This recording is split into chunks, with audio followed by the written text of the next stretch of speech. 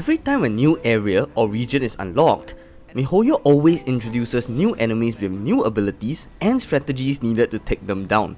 As such, it helps to keep the gameplay fresh, requiring players to think on their feet and create new teams with the right characters and elements to take them down.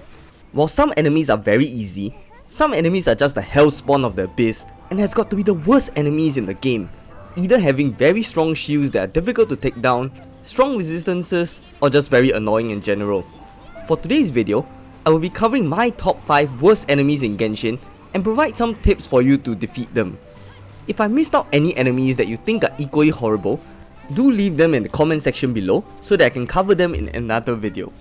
Before we begin, can I just say a huge thank you to everyone for helping us to reach 700 subscribers. We are yet another step closer to the goal of 1000 and we are only 300 away right now. If you haven't subscribed, do consider joining our channel and family here as I post regular Genshin Impact and Honkai Star Rail videos, and it would be great for you to join us to watch them as they release. Thank you in advance. Without further ado, my name is Charged Coin and let's begin the video. The Mirror Maidens were introduced when Inazuma was first released. To this day, they are still extremely annoying, constantly teleporting away just as you're about to hit an attack. If you're affected by their refraction debuff, they get even more annoying, gaining stronger resistance to interruption, using stronger attacks, and even producing a mirror trap that can make you trapped in place. This is especially horrible in the Abyss when you're trying to clear it quickly. Unfortunately, this debuff can only be removed by defeating one Mirror Maiden on the field. As such, my tip for the Mirror Maiden is to first avoid getting hit by attacks. If you do not get hit, you will not be inflicted with the debuff, thereby preventing her from becoming stronger. Make sure that you take a look at her movements and try to dodge at the right time. Secondly, before getting hit by the refraction debuff, I found out that Venti or Kazuha are particularly good in interrupting her attacks. This is especially true for Venti, who can trap her and allow your teammates to deal huge damage before she can get back up. Third, which is a tip that is good for whether you have the refraction debuff up or not, freeze teams work extremely well in the Mirror Maiden, as no matter if the debuff is up or not, she will still be frozen in place, thereby removing her annoying movement mechanics and allow you to deal even more damage to her. Rifthounds were also introduced in Inazuma. They are bad in two main ways. Firstly, they can literally teleport away from you, thereby causing you to miss your attacks. Second, their key trait is that they can inflict corrosion effect on your characters, even through shields. What the corrosion effect is that it will cause all members in your party to lose health. Although non-active party members will stop losing health once they have reached 15%, your active character can still be defeated by it. This forces you to bring a healer for survivability, thereby reducing the types of team compositions that you can have. So, how do you defeat them? They do have a mechanic based on the energy ring over here. Based on the type of Rifthound, purple for Electro and gold for Geo, if you hit them with Electro and Geo respectively, the energy ring will fill up. Once it is full, the Rifthounds will go berserk with stronger and quicker attack patterns, but with minus 40% resistance to the earlier mentioned elements. As such, you need to weigh odds when you are using this mechanic. If you have a character that can deal huge amounts of either Electro or Geo damage to the Electro and Geo Rifthounds respectively, then fine, go for it.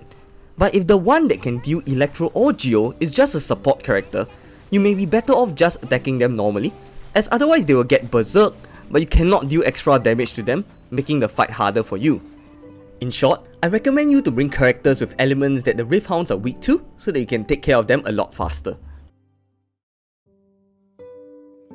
The Abyss Mages have been in the game since the very beginning, with Pyro, Cryo, and Hydro Abyss Mages. The Electro Mage was introduced in Inazuma. These mages have been annoying since the start, as they will immediately gain a shield when the battle begins. These shields are tough to take down if you do not have or forgot to bring the right element, which will prolong your torture with these enemies. But that's not all.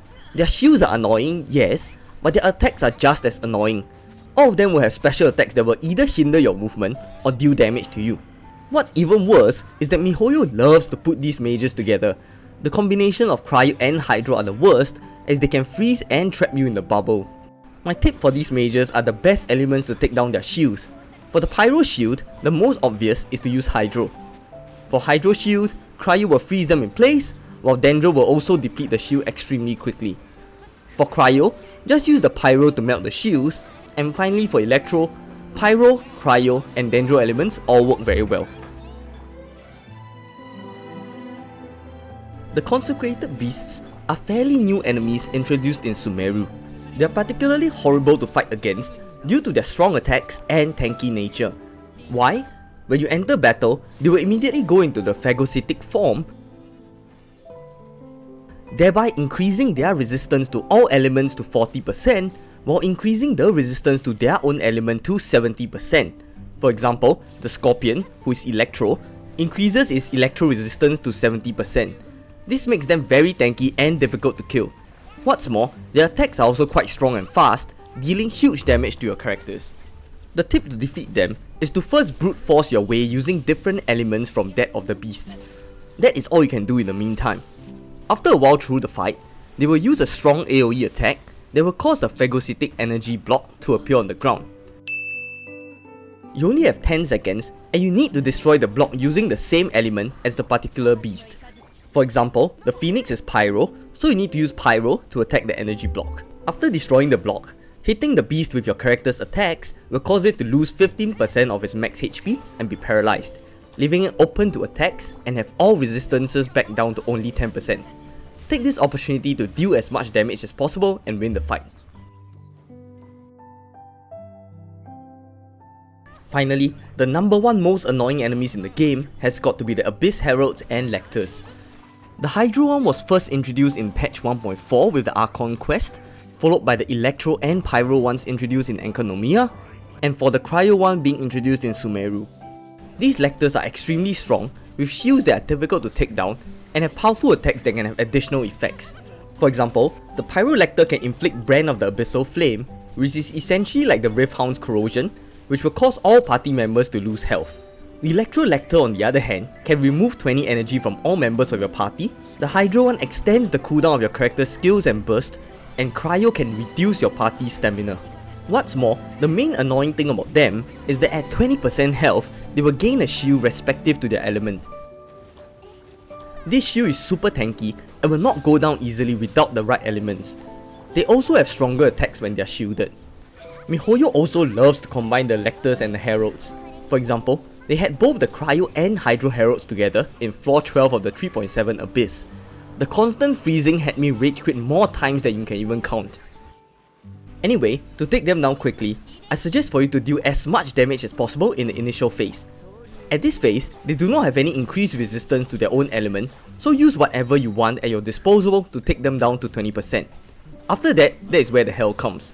At 20% health, as I mentioned earlier, their shield will go up.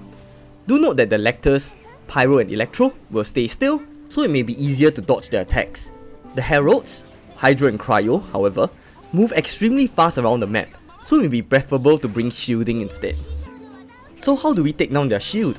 Well, for the Pyro Lector, Hydro works best for his shield. Mid-fight, he will also summon the Dark Fire Furnace. If you destroy this furnace quickly, it will take down half of his shield.